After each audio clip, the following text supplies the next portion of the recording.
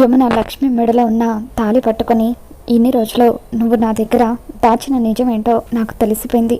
నీ మెడలో తాళి కట్టింది నా కొడుకు విష్ణు విహారి అని చెప్పి యమున అంటూ ఉంటే లక్ష్మి ఒక్కసారిగా షాక్ అవుతూ ఉంటుంది. పద్మాక్షి వదిన, సహస్ర, అంబిక వీళ్ళంతా కూడా నిన్ను కొట్టి ఇంట్లో నుండి గెంటేయాలని ఎన్నోసార్లు ప్రయత్నించారు. అయినా సరే నువ్వు ఇంకా మా ఇంట్లోనే ఉండడానికి కారణం ఏంటో ఈ మధ్య నాకు అర్థమైంది.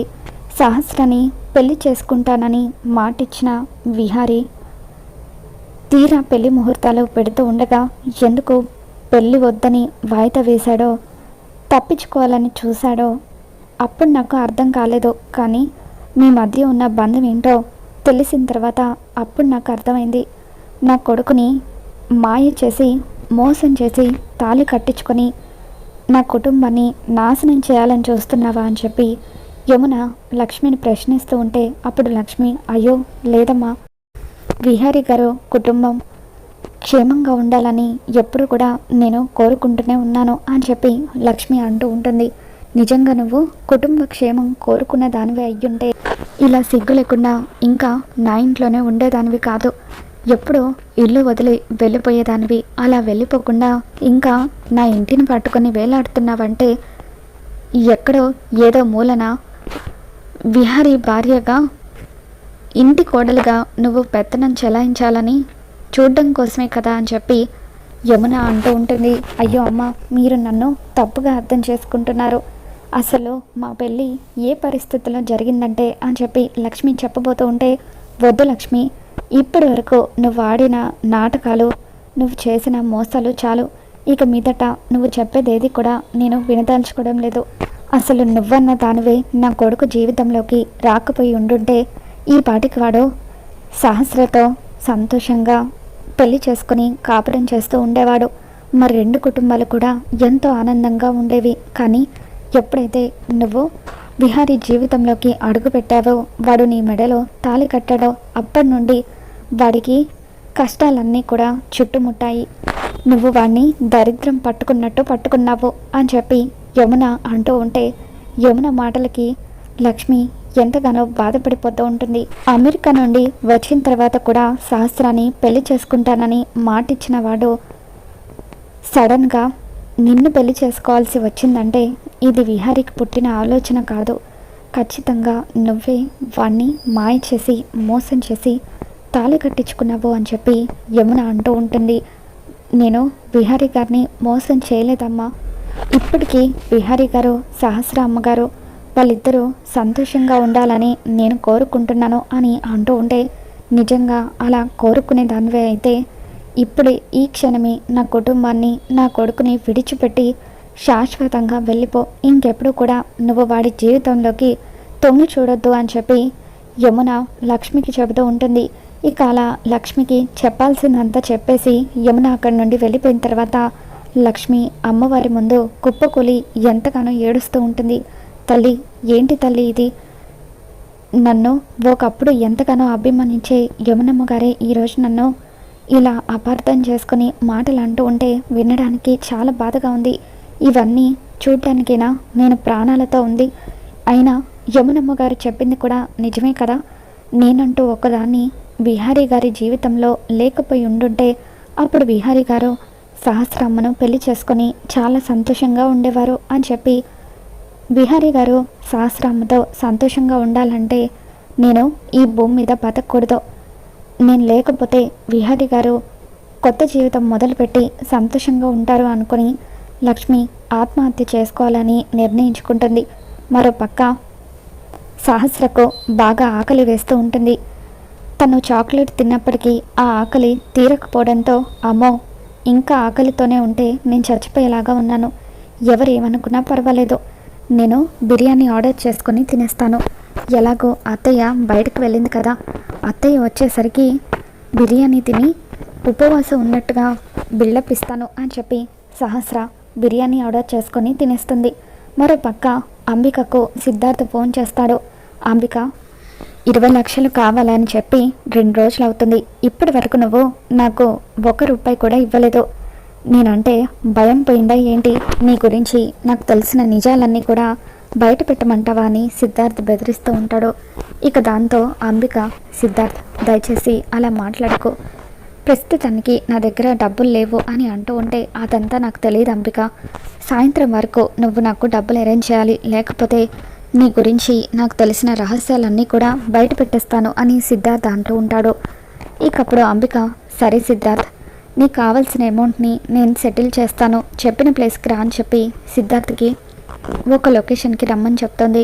సిద్ధార్థ్ అక్కడికి వచ్చిన తర్వాత అంబికతో మాట్లాడుతూ, ఏంటి అంబిక, డబ్బులు ఇస్తానని చెప్పావు, ఏవి అని అడుగుతూ ఉంటే, అప్పుడు అంబిక, సిద్ధార్థ్, నిజానికి నా దగ్గర ఎటువంటి డబ్బులు లేవు, కానీ త్వరలోనే నీకు ఆ డబ్బులు అరేంజ్ చేస్తాను, దయచేసి నాకు కాస్త టైం ఇవ్వు అని అంటూ ఉంటే, లేదంబిక, ఇప్పటికే నీకు చాలా టైం ఇచ్చాను, ఇకపై టైం ఇవ్వడం కుదరదు అని సిద్ధార్థ్ అంటూ ఉంటాడు.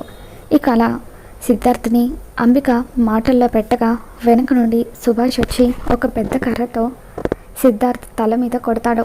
ఇక దాంతో అంబిక, రే, డబ్బులు కావాలని నన్నే బ్లాక్మెయిల్ చేస్తావా, ఇప్పుడు నువ్వు చేస్తే నన్ను బ్లాక్మెయిల్ చేసే వాళ్ళే ఉండరు, చావురా అని చెప్పి సుభాష్తో, సుభాష్, వీడి సంగతి చూసుకో, కొంచెం స్మూత్గా కొట్టు, ఎంతైనా ఒకప్పుడు మన క్లాస్మేట్ కదా అని చెప్పి అంటూ ఉంటుంది. దాంతో సుభాష్ సిద్ధార్థ్ని చితక్కొట్టి అక్కడున్న నీళ్ళల్లో పడేస్తాడు.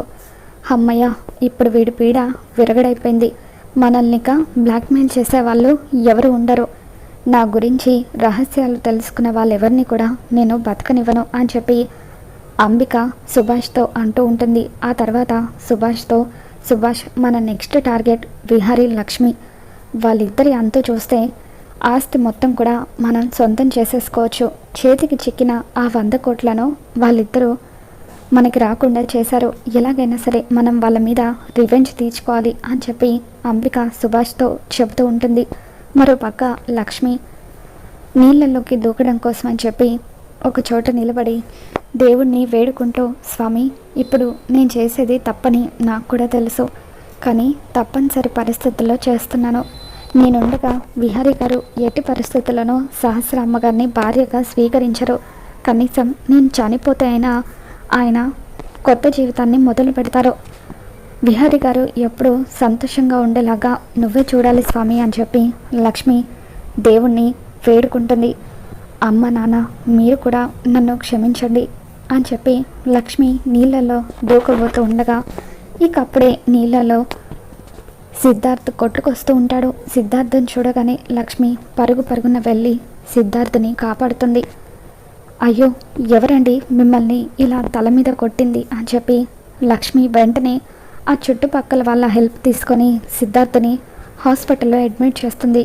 ఇక సిద్ధార్థకి ట్రీట్మెంట్ చేసిన తర్వాత డాక్టర్ తను స్పృహలోకి వచ్చాడని చెప్పడంతో లక్ష్మి వెళ్ళి సిద్ధార్థతో మాట్లాడుతూ ఉంటే, అప్పుడు సిద్ధార్థ్ లక్ష్మికి దండం పెడుతూ ఉంటాడు.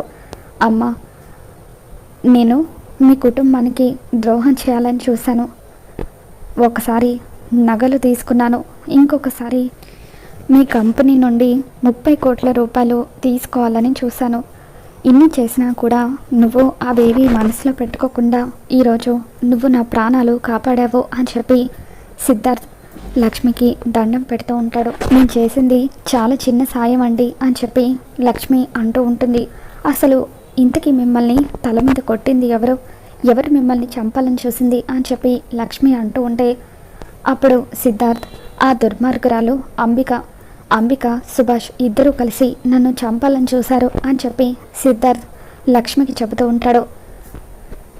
ఇన్ని రోజులు ఆ అంబికను నేను బ్లాక్మెయిల్ చేసి డబ్బు తీసుకోవాలని అనుకున్నాను, కానీ ఆ అంబిక నా ప్రాణాలే తీయాలని చూసింది అని చెప్పి ఈరోజు తన గురించి నాకు తెలిసిన కుట్రలన్నీ కూడా నీతో చెప్తానమ్మా, ఎందుకంటే ఆ అంబిక ఏదో ఒకరోజు నన్ను చంపేస్తుంది, అందుకే నేను చనిపోయేలోపు కనీసం ఒక్క మంచి పనైనా చేయాలనుకుంటున్నాను అని చెప్పి విహారీ తండ్రిని అంబిక చంపించిందన్న విషయం, అలాగే ఇప్పుడు విహారీ ప్రాణాలకు కూడా అంబిక వల్ల ముప్పు ఉందన్న విషయం, ఇదంతా కూడా సిద్ధార్థ్ లక్ష్మికి చెబుతూ ఉంటాడు.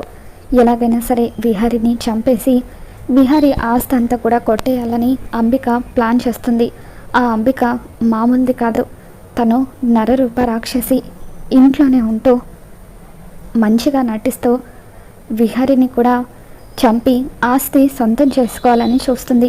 ఎలాగైనా సరే విహారీ ప్రాణాలను నువ్వే కాపాడాలమ్మా అని చెప్పి సిద్ధార్థ్ లక్ష్మికి చెబుతూ ఉంటాడు. ఇక అంబిక కుట్రలన్నీ తెలుసుకున్న తర్వాత లక్ష్మి, ఇప్పటి వరకు నేను చనిపోవాలని అనుకున్నాను, కానీ ఒకవేళ నేను చనిపోతే విహారీ గారిని కాపాడే వాళ్ళు ఉండరు. విహారీ గారి మంచితనం వల్ల తన అత్త అంబిక గురించి నిజాలు తెలుసుకోలేకపోతున్నారు. ఎలాగైనా సరే ఆ అంబిక నిజ స్వరూపం బయట పెట్టాలి, విహారీ గారిని కాపాడుకోవాలి అని చెప్పి లక్ష్మి అంబికకు చుక్కలు చూపించడానికి ఇంటికి బయలుదేరి వస్తూ ఉంటుంది. మరి అంబిక కుట్రలు తెలుసుకున్న లక్ష్మి అంబికకు ఏ విధంగా బుద్ధి చెప్పబోతుందో, విహారీని ఏ విధంగా కాపాడుకోబోతుందో మళ్ళీ మన ఛానల్లో తెలుసుకుందాం. ఈ వీడియో మీకు నచ్చినట్లయితే లైక్ చేయండి.